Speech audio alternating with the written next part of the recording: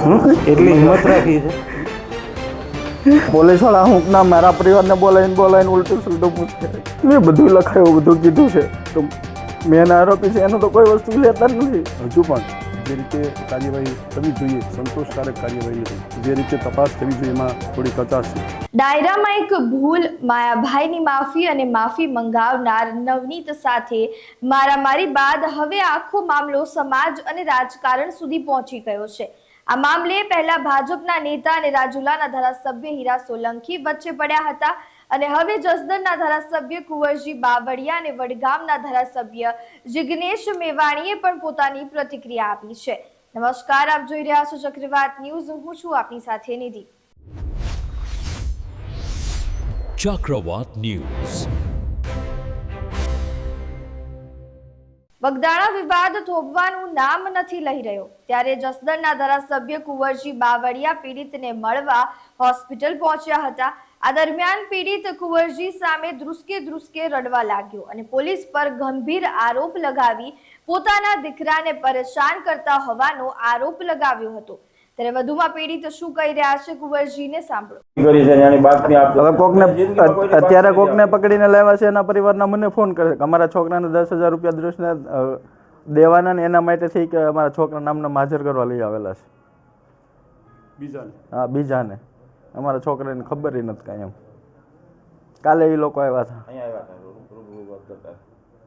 તો આવા તો આરોપીઓ બનાવી દીધા છે. પછી આ લોકો જ્યાં જ્યાં હોય એના સીસીટીવી ચેક કરવાના પોલીસને આપણે કહીએ તો જાય નહીં અને ત્યાં ડિલીટ થઈ જાય છે બધું. ઉનામાં જે યાર્ડના ચેરમેન છે ને એના ભાઈ છોકરી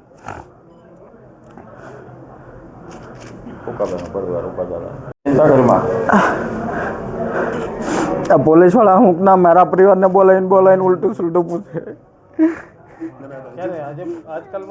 કાલે મારા છોકરાને બોલાવ્યો હતો.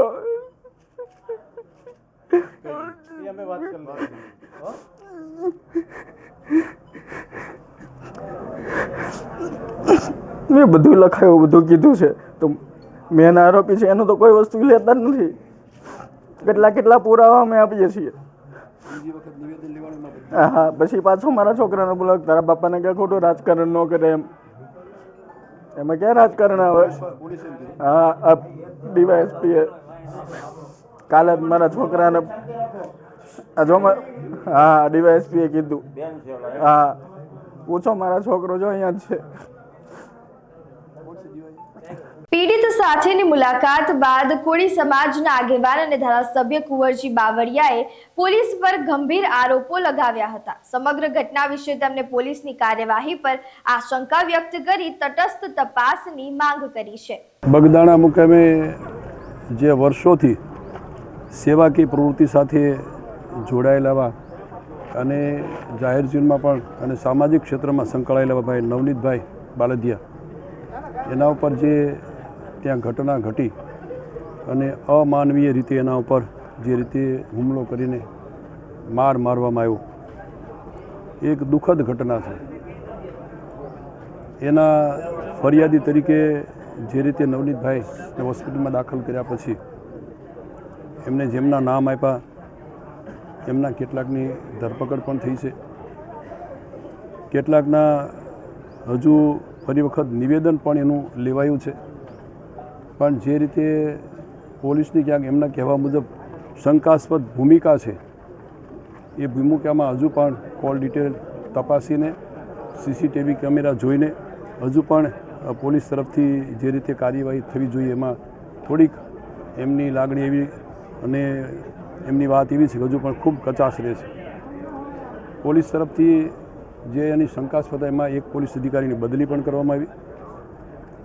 બાકીના રિમાન્ડ સાથે જે તહોમતદારોના નામ છે એમને રિમાન્ડ પણ માગી અને રિમાન્ડ માગ્યા પછીના હજુ પણ જે રીતે કાર્યવાહી થવી જોઈએ એ એમના કહેવા મુજબ સંતોષકારક કાર્યવાહી નથી. આજે જે અમે એમની વાત સાંભળી, અમે અમારી સાથે માનનીય અમારા સમાજના સૌ સાંસદ આદરણીય રાજેશભાઈ, અમારા આરસીભાઈ, એના શિવાભાઈ, બધા ધારાસભ્યો સમાજના સૌ વરિષ્ઠ આગેવાનોએ એમની મુલાકાત લીધી. મુલાકાત લીધા પછી હજુ પણ જે રીતે તપાસ થવી જોઈએ એમાં થોડી કચાશ છે.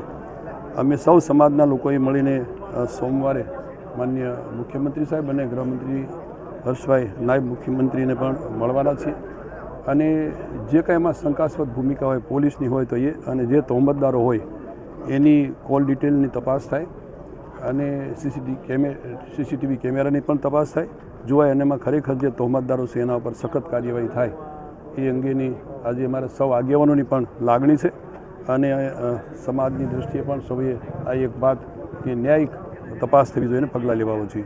આ બાજુ વડગામના ધારાસભ્ય જિગ્નેશ મેવાણીએ પણ સોશિયલ મીડિયા પોસ્ટ પર આ મામલે પોતાની પ્રતિક્રિયા આપી છે. સોશિયલ મીડિયા પર તેમણે લખ્યું છે કે સત્તાનો નશો અને કાયદાની નિષ્ફળતા ગુજરાતની કડવી હકીકત છે. ગુજરાતમાં આજે એક ખતરનાક પરંપરા ઊભી થઈ છે. નાનકડો વિવાદ હોય, બોલાચાલી હોય કે સામાન્ય તકરાર, સત્તાધારી પક્ષ સાથે જોડાયેલા લોકો સીધા હુમલા પર ઉતરી આવે છે, કારણ કે એમને કાયદાનો ડર જ નથી. પોલીસ તંત્ર અને ન્યાય બધા મૌન બની જાય છે. એમના માટે આ કોઈ દાદાનું રાજ નથી, આ તો દાદાગીરીનું રાજ છે. સામાન્ય માણસ આજે પોતાને અસુરક્ષિત અનુભવે છે અને ગુનેગારને ખુલ્લી છૂટ આપવામાં આવી રહી છે. ભારતીય જનતા પાર્ટીના શાસનમાં સત્તાનો નશો એટલો ચડી ગયો છે કે કાયદો ફક્ત નામનો થઈ ગયો છે અને સત્તાના સંબંધો ન્યાયથી મોટા બન્યા છે. કોંગ્રેસ સ્પષ્ટ કહે છે, કાયદો બધાને માટે સમાન હોવો જોઈએ.